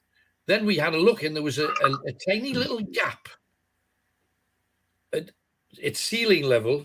Yeah. It had 3 or 4 of them wedged in for no apparent reason. And one of them had chosen that very moment to make itself known to us. And we both jumped. I don't know whether Tony's caught any of that on camera, but the camera was facing us at the time. Yeah, it was. So weird. Again, weird. Why would that happen just as we are there? You know, you cannot explain a lot of this. I loved Whitby, I must admit. Freezing cold, -6, you know, walking in the snow. And a ton of stuff though to see, though. That was the main thing. There was a lot of stories, a lot of stuff to see. So great stuff. Lovely. I love the place. Yeah, it's nice. It's worth another visit. It is, definitely. But things that you can't explain, yeah. That for me, most obvious. Maybe it was a casino. Maybe it was a casino in the alley. Well, you never know. Yeah. I wouldn't bet on it. Marge says, bet on it. I thought it fell off the ceiling. Marge, it was kind of.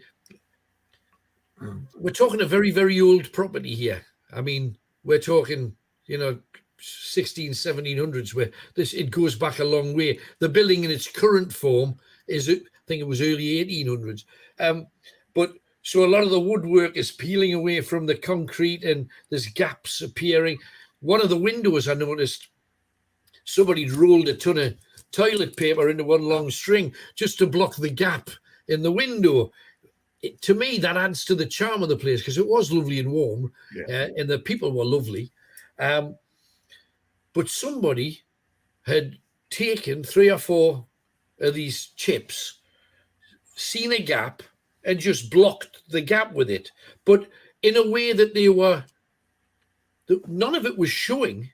No. You could only see like a strip, the edge, like the edge of a coin, pushed deep, deep, deep into this tiny little. Oh, here we go.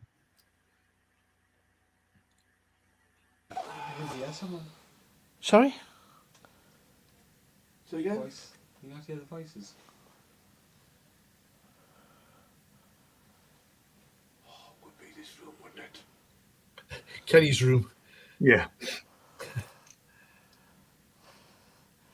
Open that door. Horrid smells in there. It's not for me either. I don't know what the smell is in there. I was so tempted to go on the toilet. There's a. He's freaked though. He definitely saw something.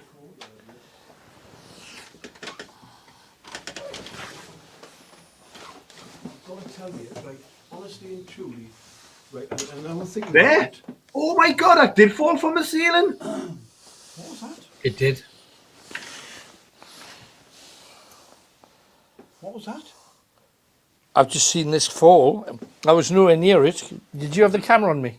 I saw it come from somewhere. I don't know where it came from. I don't know where it came from either. I don't know even sure what this is. I thought it was like a. That looks like a. Like a thing that you turn. Was it not like a heater turner thing? No, that's a casino chip. That's a casino chip. Hearts, clubs, diamonds, spades. It's a casino chip. That did come from the ceiling. Move. But where did I it did come? see it move. I don't know where it came from. Yeah, it came from the ceiling. Right. But it. Right, I'm thinking logically about that old man there. It was like watching TV, like in a different dimension, like in a different.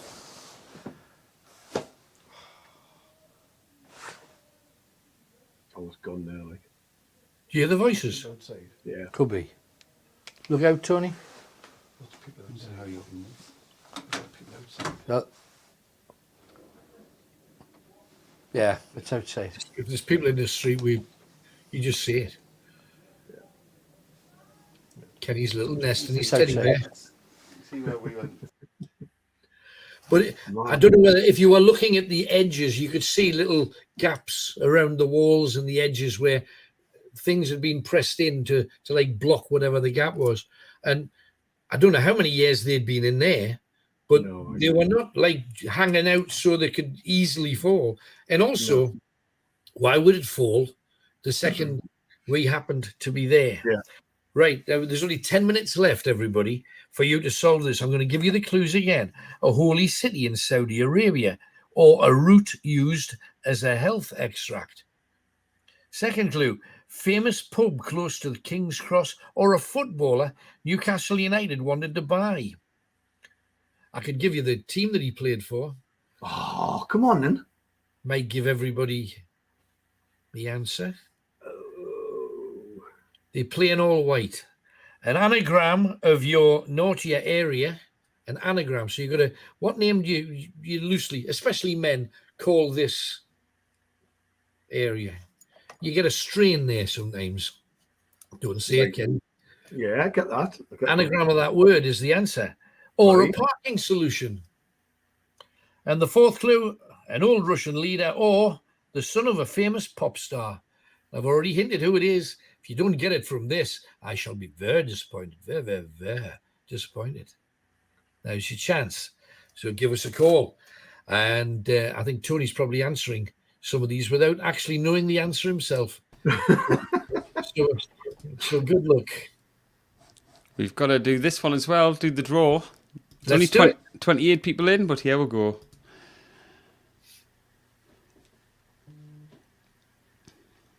Ooh, come on down, it's you. The winner is Liam Steven. So send us a message. You got yourself a calendar. Well done. Send us a message with your address and I'll post it out. Excellent. That is right, isn't it? 3? No. I think it was 3, 2, because you couldn't do that. No, so you had to do it that way. 1.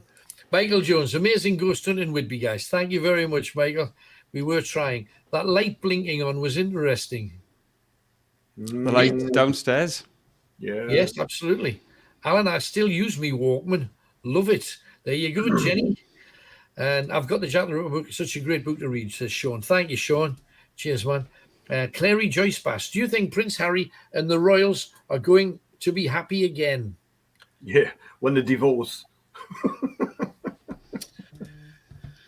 I must admit, I want everybody to be happy.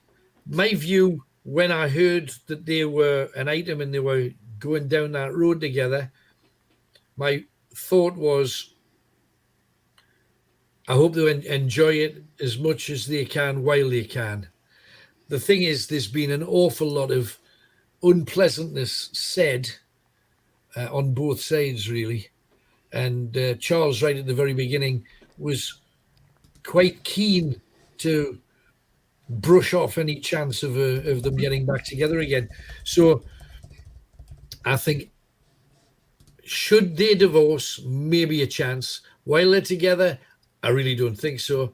And the other thing is, just for a second, for numerous years, people would say, I don't think, looking at how he looks as to how Prince William looks, I don't think they were fathered by the same man. Now, I'm not casting any aspersions on the princess at all. Don't think I am. However, if a child of yours steps out of line, that's pretty much normal for kids, right? And you tend to forgive them most things. Why do you think Charles wouldn't, because King Charles now, why do you think that Charles would not forgive him? If he wasn't his son, maybe he wouldn't forgive him. But if he was his son, he would, wouldn't he? Yeah. Hey, I could be completely wrong. Probably am. That's just telling you what flew through my mind at the time. And I think there was a better chance of peace within the royal family while the Queen was alive. Mm. And I think as I said, I mentioned before that I got the chance to interview Charles back in the day, and I refused to give him the list of questions that they told me I had to put in advance, because I don't do that for anybody else. Never asked anybody who's rang in tonight for their list of questions. So anyway, there it is. So we have last chance for the 4 clues.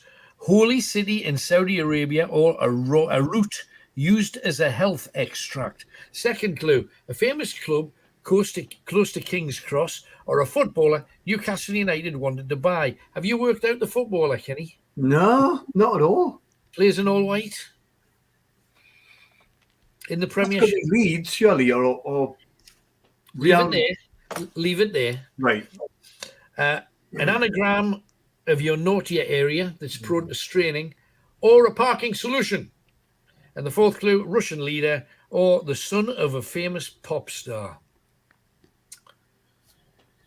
4 different answers that all link together. You are running fast out of time. Had a few people coming on with, I mentioned the Casio, and Casio Phone Data Bank was the name of that watch I was selling you that had, it looked like a watch, but underneath it had almost a calculator attached to all of that. I just think that the whole telephone thing kind of shows you how much change has gone on and how different the world is technologically. And I just don't know how we ever got anything done. And to me, I get hugely paid off if somebody just doesn't answer me immediately. Yeah. Yeah. What do you mean? What do you mean they're living their life? Yeah. Answer me. I know. What was that thing? That little musical thing that Wolf Harris?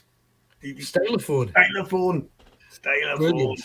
They put some of them on. They made a couple of records with a stylophone, you know. They did. Popcorn? Was it pop? No, it wasn't popcorn, was it? Popcorn. There was another one. Yeah, I can't remember. Was it not Butterscotch by Popcorn? Butterscotch. Yeah. Popcorn by Butterscotch. Something like that. Who knows? Yeah, it was rubbish. Yeah, it was. But mind you, you see, I kind of missed the charts when they were random. The charts used to be a little bit of every type of music would be in the charts to keep everybody happy. There'd be an odd reggae song, usually coming out of nowhere. Yeah. There'd be a little bit of pop, a little bit of rock, bit of jazz, bit of funk, bit of soul, and you never knew, and instrumentals, and you never knew quite what you were going to get. Could you imagine now somebody getting in the charts with the theme from Van der Valk? Oh, I know. Instead of Lad Baby, #1 at Christmas for however many years running. And I couldn't, you couldn't even tell what song you had out this time, could you? No. You wouldn't, would you? Wouldn't have a clue. It's very sad, but this is the reason why so many people who are studying would rather listen to whatever music they stick on their iPods or whatever. Yeah. Because there's nothing there for them anymore. The charts are, and I know people say the charts are poor. I've always supported the charts. There's a lot of great music out there that's new. Yeah. But it's not getting in the charts. It's not coming good. It's the same old. And people of average talent are now superstars on the back of it. And in 30, 40 years, you're not going to be listening to that kind of stuff on the radio anymore. A Christmas #1 with 67,000 downloads. Do you know what I mean? That's crazy. I've got to ring someone back with hopefully the right answer, if you like. Okay, let's do it. And let's tell me the answer, because I don't know. Well, that's the whole point. Come on, let's try it. If this is your phone, pick it up. So, hello? Hello, who's this? This is Katie. Hello, Katie. Right. I'm going to go through the first of all, give me the overall answer. What links them all together? The Beatles. You've just won the prize. Let's go through it. Yay. Holy city in Saudi Arabia, or a root used as a health extract? Maca. Like Maca is correct because that's the real name of Mecca. It's a much, I think it's Maca el Cabrele or something like that. But Maca is the name. It's also Maca root. Famous pub close to King's Cross or a footballer Newcastle wanted to buy? Harrison. Harrison is right. So we got Maca, we got Harrison. Third clue, anagram of your nautier area or a parking solution? Ringo. Ring and go. So you ring, pay your thing, go. And the fourth one, a process of elimination would guide you here, Katie. A Russian leader or the son of a famous pop star? Lennon. Lennon Gallagher is Liam Gallagher's son. So you got the Beatles. Everybody now says, well, I knew that all the time. No, you didn't. We had very few people that did. Whereabouts are you from, Katie? I'm from Durham. Durham. Well done. You are victorious. Stay where you are. Tony's come back to you and we'll get an address from you if that's all right. Oh, lovely. Thank you. Well, thank you. Great way to bring the show pretty much to an end. If you type your address in the chat, that's fine. Great. Okie dokie. Thank Lovely. you. Thank you. Nice, Katie. Bless you, darling. So there you go. We have a winner. I shall sign that to Katie as we speak. This is a trial run to see if you guys want it. And if you guys want it enough, we'll do more. If we don't get the level of support we need, we'll do no more. That's the reality of it. Let me quickly tell you what if you want to follow the stuff that we do, we'd love you to. You can become a supporter for the Ghost Hunts, which is a separate thing. And we'll be out tomorrow night for supporters only, live from 8 o'clock. No matter what the weather is, we shall be there. So that's one. RobsonsWorld.com. We've got 2 new things coming on every week now, and bundles you can buy and all kinds of. There's a lot of stuff for you to have a look at. It's my personal website. It's RobsonsWorld.com. Have a look. If you can do, if you can't, Nebosh. But we'd appreciate you having a look. And the other thing that we are doing, as you know, the whole ghost hunting thing. If you're not a supporter and you want to take a look at it, maybe for the first time, we have this Sunday at 9 o'clock. It'll be on both YouTube and Facebook. So no escaping us. We'll track you down somehow, any which way we can. But that's pretty much it for tonight. I hope you've enjoyed it. And I do know we were up against pretty serious competition with Arsenal. Do we know how? Was it? Nils each. We got a point. All those people could have listened and missed nothing. There you go. Nothing. What was the score at half time? To be honest, that's a good result. However, I want to say a big thanks to Kenny. Thanks, Kenny, because I know thank you. Loved it. This was a labour of love that I was dragging you away from. And also, thank you very much, Tony, for all of the background habnabs. Thanks to each one of you at home and those of you that spread all the info that I put out there. As I say, RobsonsWorld.com is kicking at the moment. It is a very cool place to be. Hope you continue enjoying it. Check us out. Become your Facebook friend, can't they? They can become your Facebook friend. All these people on here now. I have learned so much in such a short space of time of the things to do and the things not to do. And, I don't think I've never censored anybody in, like on Night Owls. Never ban anybody. Anybody can always ring in. Always.